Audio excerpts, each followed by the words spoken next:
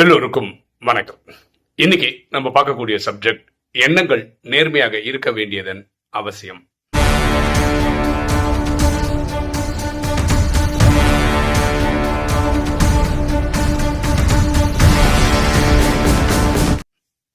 நான் ஒரு ஆர்டிக்கல் படித்தேன், ரொம்ப இன்ட்ரெஸ்டிங்காக இருந்தது. அது உங்க கூட ஷேர் பண்ணலான்றதான் இந்த வீடியோட நோக்கம். பாருங்களேன், மழை மனிதனுக்கு இன்றியமையாதது. மழை வந்தாதான் நம்மளுடைய நீர்நிலைகள் நிரம்பும், வயல்களுக்கு போதுமான தண்ணி கிடைக்கும். நம்ம வீட்டில் கிணறுலாம் இருந்ததுன்னா அது நிறையும். அப்புறம் அந்த வருஷம் ஃபுல்லாக நமக்கு தேவையான தண்ணி இந்த கிணறு வழியாக கிடைக்கும். கரெக்டாக? ஆனால் இன்னைக்கு நிலவரத்தில் எப்படி இருக்குன்னா, மழை பெய்தா உக்ரமாக இருக்குது, அது வெள்ளமாயிடுது. வெள்ளமாக வந்ததுன்னு வச்சுக்கோங்களேன், என்ன ஆகிடும்? மனிதன் விவசாயம் பண்ணுறதுக்காக நட்டெல்லாம் வச்சுருப்பான் பார்த்தீங்களா, அதெல்லாம் மொத்தமாக வாஷ் அவுட் ஆகிடும்.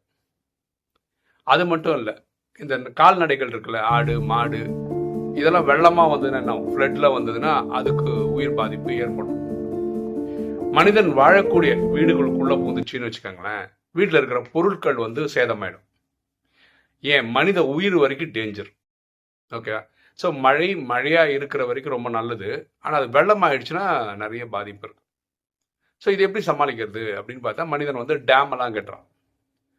டேம் கட்டிட்டா என்ன ஆகும்? நிறைய மழை தண்ணீர் அங்கே சேகரிக்கப்படும். அதிகமாக இருக்கிறது மட்டும் நம்ம கடலுக்கு அனுப்பிச்சிருவோம். இந்த சேகரிக்கப்பட்ட தண்ணீர் எப்படி யூஸ் ஆகும் அப்படின்னு பார்த்தீங்கன்னா, இந்த விவசாயத்துக்கு இரிகேஷனுக்கு யூஸ் ஆகும். அந்த ஏரியாவில் இருக்க மக்களுக்கு குடிநீர் ஆதாரமாக இருக்கும்.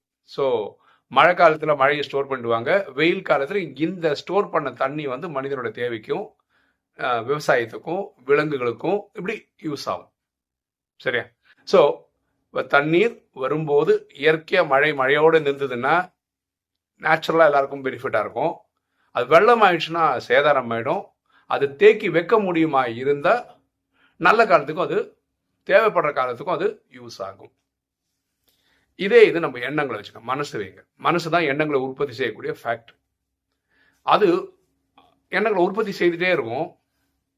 அதை நம்ம செயல்படுத்துகிறோம், அதுதான் நமக்கு செயலாகுது, வினையாகுது, கர்மான்னு சொல்றோம். இந்த எண்ணத்துக்கு பயங்கர பவர் இருக்கு. அதனால தான் நம்ம எண்ணம் போல் வாழ்வு அப்படின்னு சொல்றோம்.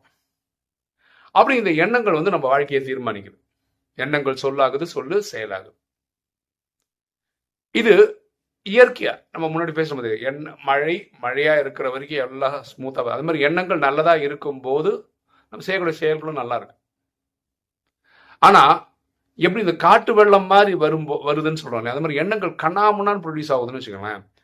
பொதுவாக நம்ம என்ன சொல்றோம்னா, ஒரு மினிட்டுக்கு 30-40 தாட்ஸ் வருது அப்படின்னு சொல்றோம். நல்லது கெட்டது தேவையானது தேவையில்லாதது அப்படின்ற எண்ணங்கள் வருதுன்னு சொல்றோம். நல்லதும் தேவையான எண்ணங்கள் வந்தால் வாழ்க்கை சிறப்பாக இருக்கு.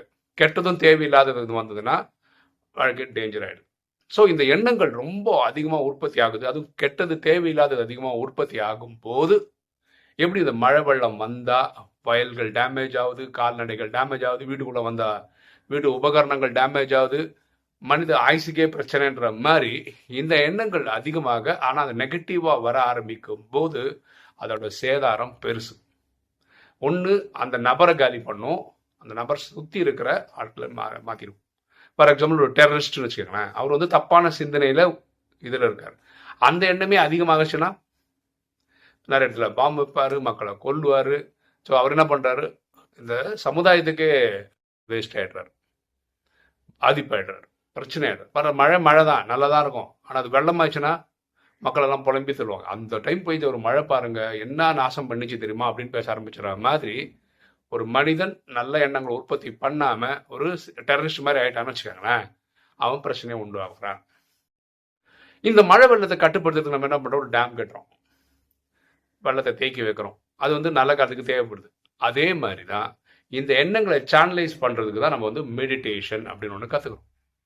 இந்த மெடிடேஷன் செய்தீங்கன்னா என்ன ஆகும்னா, இந்த கெட்ட சில இதாவது பார்த்தீங்கன்னா, அதே மாதிரி மனசு கெட்டு போச்சுன்னா என்ன ஆயிடும்னா, காமம், கோபம், அகங்காரம், பற்று, பேராசையில் ஈடுபட ஆரம்பிச்சிடும். இது 5மே டேஞ்சர் தான், மனுஷனை காலி பண்ணிடும். சரியா?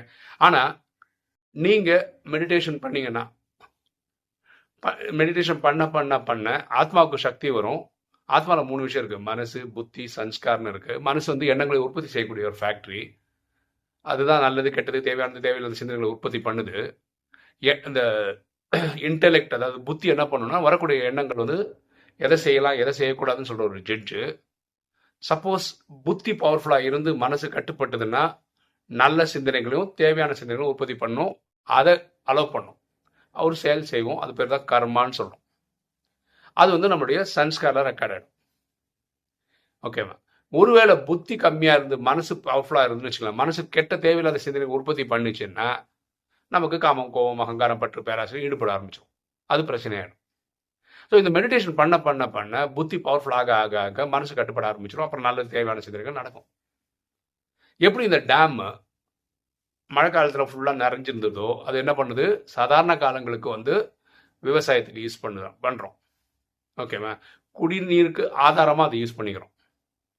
அதே மாதிரி இந்த மெடிடேஷன் நீங்கள் பண்ண பண்ண பண்ண உங்கள் ஆத்மால சக்தி வந்துருச்சுன்னு வச்சுக்கோங்களேன், திடீர் சூழ்நிலைகள் வாழ்க்கையில் வருது இல்லையா? திடீர்னு ஒருத்தர் வந்து உங்களை வந்து கோவப்படுத்துகிற மாதிரி ஏதோ ஒரு செயல் பண்ணுறாருன்னு வச்சுக்கோங்களேன், நீங்கள் பல வருஷமாக மெடிடேஷன் பண்ணுறதுனால அந்த கோவப்படுற மாதிரி ஒரு சூழ்நிலை வரும்போது நீங்கள் கட்டுப்படுத்த முடியும். இப்போ நாங்கள் ராஜயோகத்தில் என்ன ப்ராக்டிஸ் பண்ணுறோன்னா, நான் தனியாக தான் வந்தேன், நான் தனியாக தான் போகிறேன், இது எல்லாருக்கும் பொருந்தும். ஆனால் குடும்பம்னு ஒரு செட்டப்பில் இருக்கும். அப்பா அம்மா மனைவி குழந்தைகள் நண்பர்கள் இல்லை இந்த மாதிரி செட்டப்பில் தான் வாழ்ந்துன்னு இருக்கோம் பூமியில். அப்போது நமக்கு எல்லாருக்கும் தெரியும். இப்போ எங்கள் அப்பா வந்து என்னோட 30 வயசு பெரியவர். இப்போ எனக்கு முன்னாடி 30 வருஷத்துக்கு முன்னாடி இந்த பிரிவில் வந்தார். அவரோட நடிப்பு முன்னாடி கிளம்பி போகிறாரு. எனக்கு வந்து அப்பா அம்மா மேலே அன்பு இல்லாமல் பற்று இருந்ததுன்னு வச்சுக்கோங்களேன், ஒவ்வொன்று ஒப்பாரி வச்சு அழுதுருப்பேன் நான். இந்த ராஜயோகம் வந்த உடனே தெரிஞ்சிச்சு என்னென்னா, அவரோட நடிப்பு நடிக்க வந்தார், நான் என் நடிப்பு நடிக்க வந்தேன். அவருடைய காலம் வந்தது, அவர் கிளம்பி போயிட்டாரு. அப்போ நான் என்ன பண்ணுறேன், இந்த புரிதல் வந்ததுனால ஒவ்வொன்று ஒப்பாரி வச்சு அழலை. அவர் இனி ஒரு நடிப்பு நடிக்க வேண்டியிருக்கலாம், வேற ஒரு குடும்பத்துக்கு போயிட்டார். அவர் அங்கே சிறப்பாக நடிப்பார். அப்போ இதெல்லாம் எப்போ நமக்கு அந்த ஆத்மாக்கு சக்தி கிடைக்குது, இந்த மெடிடேஷன் பண்ணும்போது. ஸோ ஒரு டேம் எப்படி கட்டி வைக்கிறோமோ அந்த மாதிரி இந்த இது யூஸ் ஆகும். நம்ம பண்ணுற மெடிடேஷன் வந்து நம்மளுடைய எண்ண அலைகளை வந்து கட்டுப்படுத்தும், தேவையான நல்ல சிந்தனைகளை கொண்டு வரும். சரியா? ஸோ இந்த ஆர்டிக்கல் படித்தேன், ரொம்ப பியூட்டிஃபுல்லாக இருந்தது. ஸோ அவங்க மேலோட்டமாக சொன்னது தான் சொல்லியிருக்காங்க. நான் வந்து ராஜயோக ஸ்டைலில் கொண்டு வந்து ரெண்டையும் கம்பேர் பண்ணுறேன். ஒரு டேமையும் மனிதனுடைய மனசையும் கம்பேர் பண்ணுறேன். இது தண்ணி கண்ட்ரோல் பண்ணுறது எப்படியோ அது மாதிரி மனசை எப்படி கண்ட்ரோல், எண்ணங்களை எப்படி கண்ட்ரோல் பண்ணுறது, ரெண்டும் கம்பேர் அண்ட் கான்ட்ராஸ்ட் பண்ணிட்டே வரும்போது ரொம்ப பியூட்டிஃபுல்லான சிந்தனைகள் வந்தது. அதை உங்க கூட ஷேர் பண்ணலாம் அப்படின்றது தான். ஸோ நம்ம மனசு நேர்மையான எண்ணங்களை கொண்டு வரணும்னா நம்ம மெடிடேஷன் பண்ணணும், தியானம் கற்றுக்கணும். நான் ராஜயோக தியானம் ப்ராக்டிஸ் பண்ணுறேன். அது இலவசம் தான், ஃப்ரீயாக நீங்கள் கற்றுக்கலாம். ஒரு 7 நாள் கோர்ஸ் இருக்குது. நம்ம யூடியூப் சேனல்லே ராஜயோகா 7 days கோர்ஸ் அப்படின்னு சொல்லி ஒரு சேனல்லே இருக்குது. 16 கிளாஸ் நம்ம போட்டிருக்கோம். ஒன்று கிட்டத்தட்ட 1/2 மணி நேரம் ஓடும். நீங்கள் அதை பார்த்து கற்றுக்கலாம். இல்லையா, நீங்கள் எந்த ஊரில் இருக்கீங்களோ ராஜயோகா சென்டர்னு போட்டு உங்கள் ஊர் பேர், இப்போ மதுரையில் இருக்கீங்கன்னா மதுரை அப்படின்னு போட்டு என்டர் அடிச்சிங்கன்னா மதுரையில் இருக்க சென்டர் நம்பரும் வந்துடும். ஓகே, இப்போ நீங்கள் வந்து ஒரு குறிப்பிட்ட இடத்துலேருந்து பேசுகிறீங்கன்னு வச்சுக்கோங்களேன், உங்கள் தெருவில் இருக்கா உங்கள் ஊரில் இருக்கான்னு தெரியறதுக்கு நீங்கள் என்ன பண்ணனா, ஃபார் எக்ஸாம்பிள் மதுரையில் ஒரு குறிப்பிட்ட இடத்துல இருக்கீங்கன்னு வச்சுக்கோங்களேன், நீங்கள் மதுரைன்னு தேடுங்க. மதுரைக்கு நம்பர் வரும்னா அவங்களுக்கு ஃபோன் பண்ணிவிட்டு சொல்லுங்கள், நான் மதுரையிலையும் இந்த இடத்துல இருக்கேன்னு சொல்லுங்கள். அவங்க வந்து உங்கள் வீடு பக்கத்தில் இருக்கிற சென்டர் நம்பர் கொடுப்பாங்க. அந்த சென்டரே 2 கிலோமீட்டர் தள்ளி இருக்குன்னு வச்சுப்போம் ஒரு எக்ஸாம்பிளுக்கு. அவங்க ஃபோன் பண்ணிங்கன்னா உங்கள் வீடு பக்கத்தில் இருக்கிற ஒரு கீதா பாடசாலை நம்பர் கொடுப்பாங்க. மேபி நீங்கள் 1 கிலோமீட்டர் 2 கிலோமீட்டர் போயிட்டு வர வேண்டி வரலாம், டிபெண்டிங் ஆன் நீங்கள் எந்த ஊரில் இருக்கீங்கன்றதை பொறுத்து. அப்போது உங்கள் வீடு பக்கத்தில் 1 கிலோமீட்டர் 2 கிலோமீட்டர், நான் சொல்கிறது தமிழ்நாட்டிலலாம் வாய்ப்பு இருக்குது ஜாஸ்தியாகவே. எல்லாருக்கும் அங்கங்கே பக்கத்தில் வர மாதிரி சென்டர்ஸ்லாம் வந்துருச்சு. சரியா? நீங்கள் ஃபோன் பண்ணலாம். இது இலவசம் தான். 7 days கோர்ஸ் நீங்கள் சென்டர்லையும் போய் கற்றுக்கலாம். நான் சென்டருக்கெல்லாம் போக முடியலங்க அப்படின்றவங்க ஆன்லைனில் கற்றுக்கலாம். யூடியூப் சேனலில் பிரேமானந்தன் சேனலில் இருக்குது. நிறைய பிகே சகோதரர்களும் அவங்கவுங்க யூடியூப் சேனல்லையும் இது போட்டிருக்காங்க. நீங்கள் உங்களுக்கு யார் சொல்லிக் கொடுக்க பிடிக்குதோ அவங்க கற்றுக்கங்க. எல்லாமே ஃப்ரீ தான். சரியா? ஓகே, ஒரு தகவல். என்னுடைய பசங்க 2 பேருமே நிறைய படிப்பாங்க. நாங்கள் எப்போல்லாம் வீட்டை விட்டு வெளியே போகிறோமோ, ஏதாவது ஒரு மாலுக்கெல்லாம் போனோம்னா உடனே ஒரு புக்கு வாங்கி தரணும். ஒரு புக்குன்றது வந்து குறைஞ்சது 500 600 இருக்கும். அப்படி தான் வாங்குறாங்க. அது இருக்கும், ஒரு தலகாணி சைஸ் புக் இருக்கும், அது படிப்பாங்க. நேற்று என் குழந்தைங்க வந்து ஒரு புக் எக்ஸிபிஷன் போகணும் அப்படின்னாங்க. அப்போவே நான் முடிவு பண்ணிட்டேன், எப்படியோ 500 1000 ரூபா செலவு பண்ண வைப்பாங்க, அதுக்கு தான் கூப்பிட்டு போகிறாங்க. ஆனால் நேற்று போனது கொஞ்சம் வித்தியாசமானது. அது என்னென்ன, நம்ம ஒரு ஷூ வாங்குற பாக்ஸ் இருக்குல்ல, பாட்டாவோட ஷூ அந்த மாதிரி ஒரு பாக்ஸ் ஒன்று கொடுக்குறாங்க. அந்த பாக்ஸ் ஃபுல்லாக நீங்கள் புக்கை நிறச்சிக்கலாம். ஓகேவா? அதை நிறச்சிங்கன்னா அந்த அப்படியே அந்த பாக்ஸ் வந்து 1500 ரூபா. அதே மாதிரி இனி ஒரு பாக்ஸ், அதாவது இனி கொஞ்சம் பெரிய பாக்ஸ், அதை ஃபுல்லாக நிறச்சிக்கிட்டிங்கன்னா 2500 ரூபா புக்ஸ் எடுத்துக்கலாம். இப்போ இவங்க என் ட்வின்ஸ் பசங்களும் அவங்க கூட படித்த வேற ஒரு ட்வின்னு அப்படியே மொத்தம் 4 பேர். இவங்க போயிட்டு ஒரு அட்டைப்பெட்டி ஃபுல்லாக அந்த 1500 அட்டைப்பெட்டி ஃபுல்லாக புக் எடுத்துக்கிட்டாங்க. 2 பேருமே சேர்ந்து அடுக்கி வச்சிட்டாங்க. 1500 2 பேரும் பிரிச்சுக்கிட்டாங்க. 750 750 பிரிச்சுக்கிட்டாங்க. என் குழந்தைங்களுக்கு மட்டுமே ஒரு 10 புக்கு கிடச்சிது. ஒரு புக்கு 500 வச்சாலும் 5000 புக்கு வந்து 750 வாங்கின மாதிரி. அதாவது ஒரு புக்கு 75 கணக்கில் வாங்கின மாதிரி நமக்கு கிடைச்சிது. ஸோ இது நான் ஏன் யூடியூப்ல சொல்றேன்னா, நிறைய புத்தகத்தை விரும்பி படிக்கக்கூடிய ஆத்மாக்களுக்கு ஒவ்வொன்று 500 600 கொடுத்து வாங்குறதுக்கு பதிலாக இந்த மாதிரி எக்ஸிபிஷன் நடத்துறாங்க. அது எங்கெங்கெல்லாம் நடத்துறாங்க தெரிஞ்சு வச்சுக்கோங்க. நேராக போங்க. ஏன்னா எங்கள் 1500 நம்ம வாங்கியிருந்தோம்னாவே ஒரு 20 புக்காவது கிடச்சிருக்கும். 500 போடுங்களா, 10,000 உள்ள புக்கு வந்து 1500 வாங்கிட்டு வந்த மாதிரி ஒரு ஃபீலிங் கிடைக்கும். இந்த புக்கு எல்லாமே புத்தம் புது புக்கானா அப்படி கிடையாது. ஆனால் ரொம்ப பழைய புக்கா அப்படியும் கிடையாது. அதாவது ஒரு வாரம் 10 நாள் யூஸ் பண்ணி அப்படியே சரண்டர் பண்ணியிருப்பாங்களே சில பேர். லைப்ரரி புக்ஸ் எல்லாம் எப்படி இருக்கும், யூஸ் பண்ணியிருப்பாங்க ஆனால் எப்போ பார்த்தாலும் புதுசு மாதிரி இருக்கும்ல, அந்த மாதிரி தான் இருந்தது.